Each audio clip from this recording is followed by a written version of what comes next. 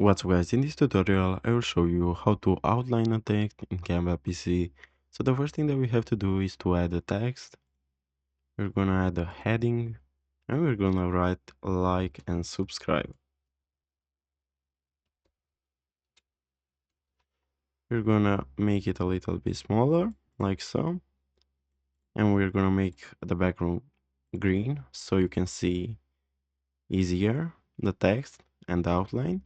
And now what you have to do is to select the text, go to effects, and you're gonna select an outline like so. Now as you can see, the text has a default outline. We can change with the thickness of it. Now it's more thick, and we can also add just a little bit of thickness like so. Also, what we can do is play with the color of the outline.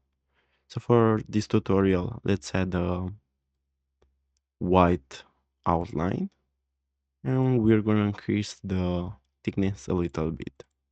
So as you can see now, we have a text with an outline. So guys, this was the tutorial.